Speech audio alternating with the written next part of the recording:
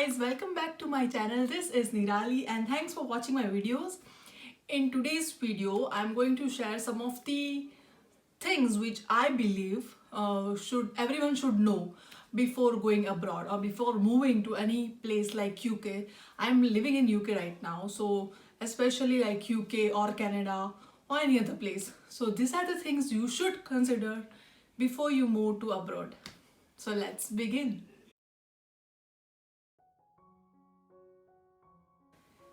Okay, so let's get started. So I'm going to share some of the points. So the first point in the list is job. As you know, the recent times are not that great, especially in 2020. The job markets are really down.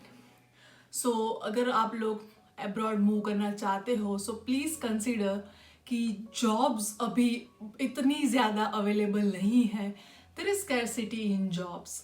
Plus अगर आप लोग India में बहुत अच्छे position पे है, you are earning well to do amount, और अगर आपका चल जाता है एंड थोड़ा बहुत सेविंग भी हो जाता है, then it's always better to double think before moving abroad, because whenever you are moving abroad, आपका जो भी डिग्री है, आपका जो भी स्किल सेट है, sometimes you have to begin with a very on skill, like जहाँ पे स्किल रिक्वायरमेंट्स नहीं है वैसी लेबर जॉब्स से स्टार्ट करना पड़ता है.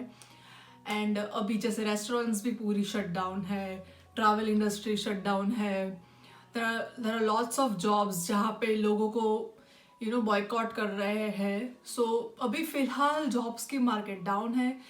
I am not First of all, I'm not demotivating anyone. These are just some of the facts which you should consider before trying to think or before trying to apply to some foreign countries. और jobs में दूसरी ये situation भी है कि जैसे IT jobs, अब अगर आपने आईटी जॉब्स की हुई है, then you might find some of the IT jobs here. There are also some nursing jobs here in UK जहाँ पे आपको अच्छा पे मिलता है, and there are some like requirements that still. The two things which I know is IT and nursing, जहाँ पे आपको jobs मिलती है. Rest of them I haven't research. whichever field you are in, you should research and then take a step ahead. Second thing in this thing is, अगर जब भी आप यहाँ पे शिफ्ट कर रहे हो, मेक श्योर कि आपके पास थोड़ा बजट फाइनेंस है. जैसे यहाँ पे डायरेक्ट आने के बाद कोई लोगों को बहुत टाइम के बाद जॉब मिलती है. ऐसा नहीं है कि तुरंत जॉब मिल जाएगी. फॉर एग्जाम्पल, मेरा एग्जाम्पल मैं अगर आपको दूँ तो मुझे 6 months के बाद जॉब मिली थी, इवन पार्ट टाइम जॉब. सो ऐसा नहीं है कि आपको क्विकली जॉब मिल जाएगी. Even the labour types job, जैसे कि वेयर हाउस में काम करने वाली जॉब्स या फिर रेस्टोरेंट जॉब्स, तो ऐसा नहीं है आपको तुरंत जॉब मिल जाएगी. It takes time. कभी कभी 6 महीने भी लग जाते हैं आपको मिलने में. सो मेक श्योर आपके पास थोड़े फाइनेंसेस है to live in this country and to go ahead in this country. So वो एक पॉइंट है. So this is a job scenario. Again, I'm not here to demotivate. I believe in positivity. I believe in following your dreams. So these are the practical things you should study and research first before moving abroad. Okay, so second point in the list is taxes. So all the foreign countries take a lot of tax in each and everything. Simple example देती हूँ, यहाँ पे TV लेने का भी licence है. अगर आप टीवी देख रहे हो तो टीवी का भी आपको लाइसेंस खरीदना पड़ता है. There is a car tax, there is insurance, car insurance, there is कोई पैट है तो पैट इंश्योरेंस, डॉग का भी इंश्योरेंस लेना पड़ता है. NHS में आप रजिस्टर कर रहे हो तो वहाँ पर भी आपका मेडिकल इंश्योरेंस लेना पड़ेगा. And there is road tax. So this are the basic taxes which I can remind of as of now. ये सारे टैक्सेस बहुत ही almost take up your half of your salary. So अगर आप salary earn कर रहे हो, ये टैक्सेस भर रहे हो, electricity bills and all the bills plus rents, there are very little chance of saving money if you are doing a very basic pay job. So consider all this things before moving abroad. So the third point in the list is cost of living. अभी हम लोग जब India में रहते हो तो बहुत सारी चीज़ें हम लोग टेकन फॉर ग्रांटेड ले लेते हैं. जैसे कुछ भी खरीदने जाओ तो 10 रुपये 5 रुपये में कुछ भी अगर मिलती है तब तो हम गिनती भी नहीं करते वो सारी चीज़ों में। यहाँ पे कुछ भी चीज़ लेने जाओगे तो it's really really not that you know easy. बहुत सारी चीज़ों के बहुत सारे दाम है, जैसे कि my rent, my electricity bills में इलेक्ट्रिसिटी बिल है, वाटर बिल है, वाईफाई बिल है, टीवी का बिल है, and water wifi TV bills, what else? Yeah, I can remember these things right now. Gas bill, yes.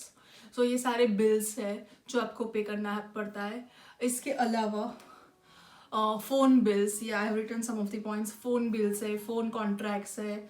अब इसके अलावा जब भी आप ग्रॉसरीज लेने जाते हो तो महीने का सॉरी नॉट महीने का, वीकली मेरा 20 to 30 पाउंड्स ग्रॉसरीज हम 2 जनों के लिए हो जाता है।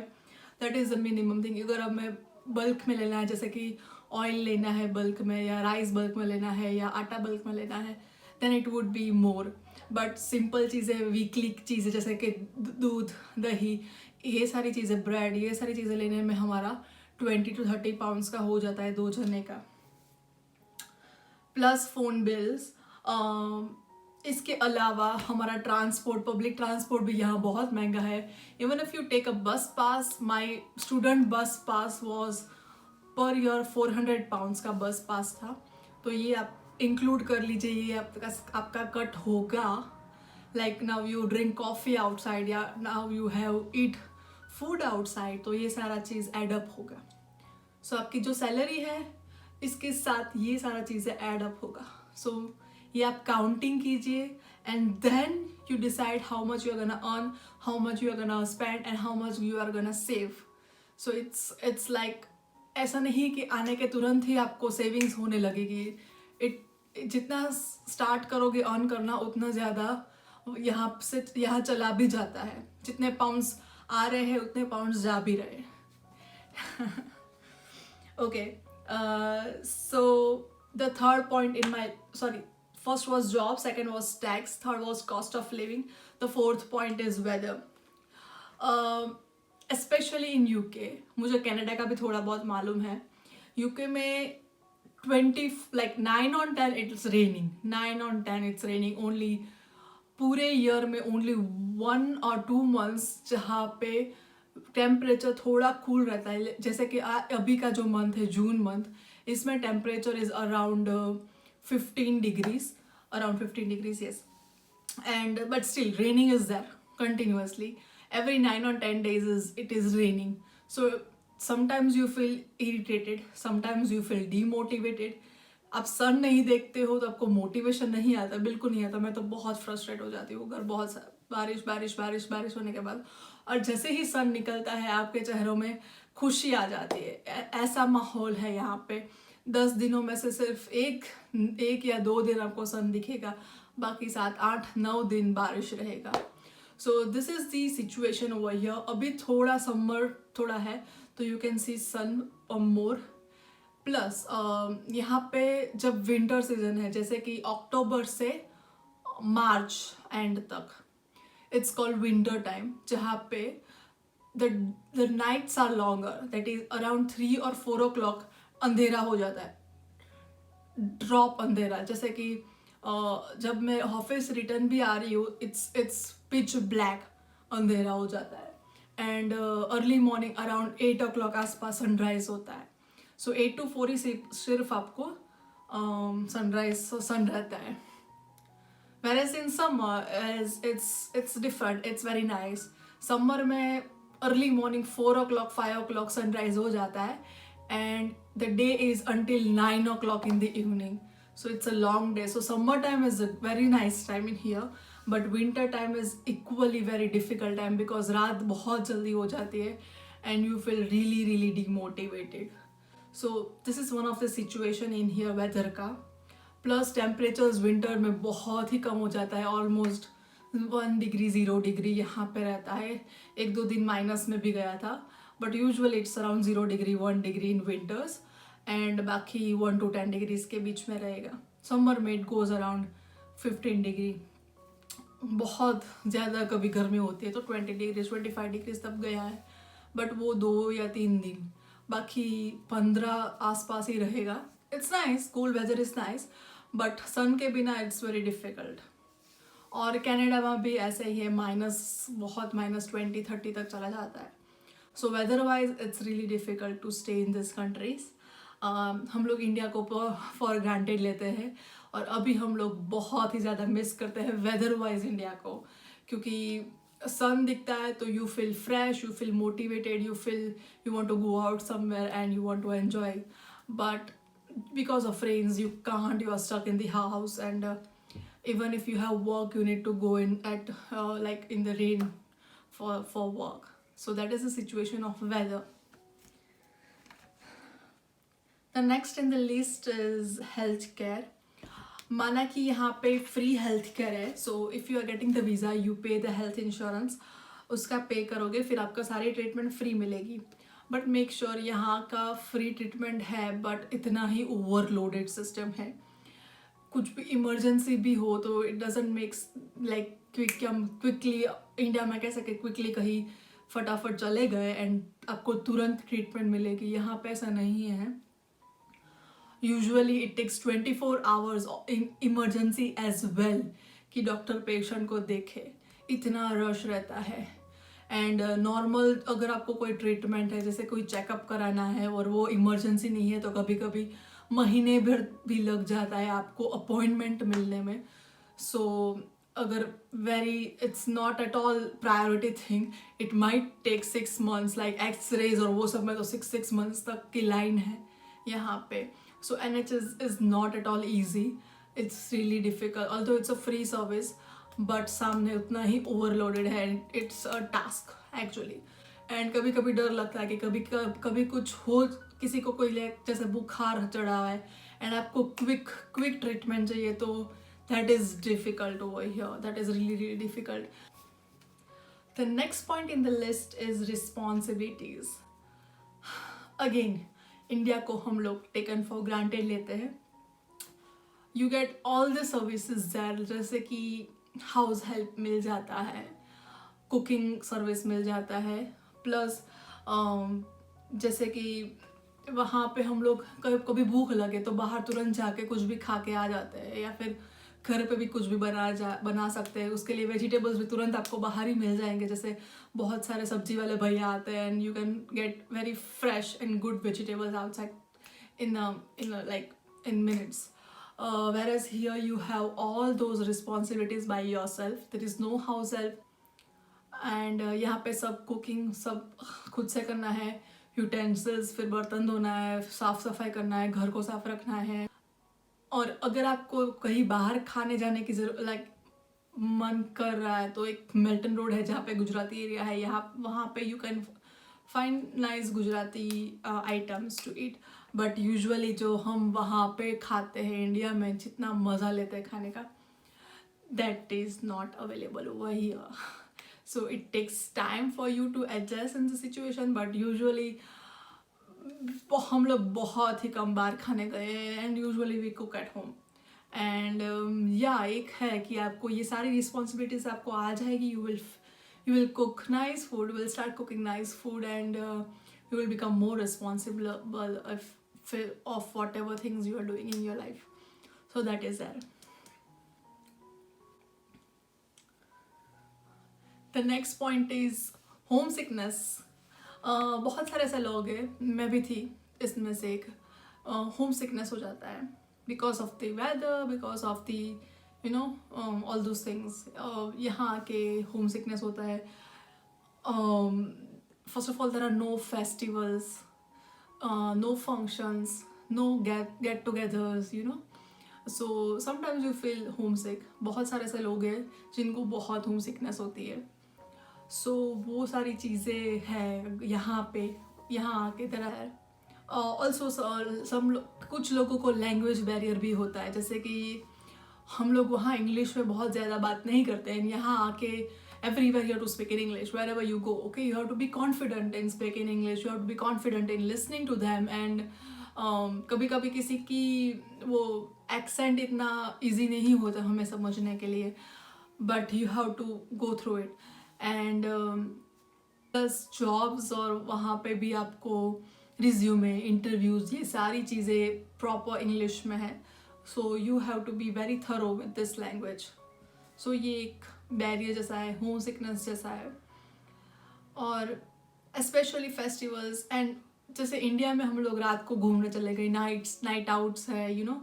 जैसे मैं अहमदाबाद में थी तो हम लोग रात को एस पे वैसे भी कभी कभी भी घूमने चले जाते थे, चाय के टपोरी पे चाय पीने, चाय कटिंग हो जाती थी. So it was nice, it was refreshing after a whole day at work. You roam in the city, you go and chill with your friends. So it's actually a very very very good thing. It आपको वहाँ पे पता नहीं चलेगा but it refreshes your mind. वैसे यहाँ पे ऐसा नहीं है. यहाँ पे mostly after work you come back home and there is nowhere to go and you usually feel after some point demotivated. घर काम पे जाना है, घर आना है, काम पे जाना है, घर आना है. So even if you have friends, it's not like in India where you go out, hang out and yeah, so that is there. The next thing is the labor. जैसे कि वहाँ पे हम लोग अभी सोहम की कार में पंचर हो गया था, तो पंचर के अभी करने का प्राइस इज अराउंड 20-25 पाउंड्स यहाँ लिया था. कार का व्हील चेंज कराने का प्राइस भी इतना ज़्यादा था. जैसे कि घर में गार्डनिंग बहुत ज़्यादा हो गया है, तो गार्डनिंग करवाने का प्राइस तो आप पूछो ही मत, आपको खुद से करना है. हमें खुद से ही गार्डनिंग हम लोग भी करते हैं. देन अगर आपका शूज़ रिपेयर कराना है तो वो सारी चीज़ें भूल जाओ. पैंट लूज टाइट करवाना है तो टेलर का पाओ तो या पूछो ही मत क्या होगा. तो ये सारी छोटी छोटी चीज़ें जो हम लोग वहाँ पे करवा सकते हैं बाहर. लेबर हमारा जो चीप है, यहाँ पे वो नहीं. यहाँ पे इवन घर का कंस्ट्रक्शंस भी लोग खुद से करते हैं. जैसे हमारा लैंडलॉर्ड ने यहाँ पे टाइल्स लगाना, किचन वो थोड़ा रिनोवेशन करना था, तो वो सारी चीज़ें वो उन्होंने खुद ने की है यहाँ पे हमारे लैंडलॉर्ड ने. So that is that. It's not that easy. Colour painting वो सारी चीज़ें तो ऑब्वियसली ये लोग खुद से ही करते हैं. प्लम्बिंग का भी कुछ काम है, तो that you can't get, it's really expensive here, labor and all those stuff. So that is also there. You should take note of these things, you know. So इसके अलावा दूसरी चीज़ें, अगर आपको कोई लाइसेंसेस निकालना है, जैसे कार लाइसेंसेस, तो हमने ट्रक लाइसेंस किया था, तो ये सारी चीज़ें it's not very cheap, it's expensive. ये टेस्ट है, वो टेस्ट है और ट्रेनिंग्स है, तो ये सारे लाइसेंस के ट्रेनिंग्स और टेस्ट की भी बहुत ही ज़्यादा फीस है. सो ये निकालने में भी आपके इतने पैसे जाते हैं. So that is also there. So these are some of the things which I thought you should consider before going abroad. Again, I'm not here to demotivate anyone or to say you should not go. अगर मुझे ये chance दिया जाता, पहले ये सब बताया जाता, तो भी मैं यहाँ आने को रेडी हो जाती. It's a very very very nice experience. It makes you strong, but you should be prepared from the first कि ये सारी चीज़ें होने वाली है. अगर आपका माइंड से आप स्ट्रॉन्ग हो देन इट्स रियली ईजी. ऐसा नहीं है कि आपको जॉब तुरंत नहीं मिलेगी, आपको फर्स्ट डे पे भी मिल जाए, but you should be ready enough to. अगर आपको भी टाइम लगे तो you should be ready enough. And yeah, it's really nice experience. People here are very very very nice and they help you a lot. But these are some of the things which you should consider before moving to abroad. I hope आपको ये video पसंद आया है. Please give big like and share it with people who are moving to abroad or who are thinking or planning to go to abroad. This might help them as well. And I hope you are all are safe and sound.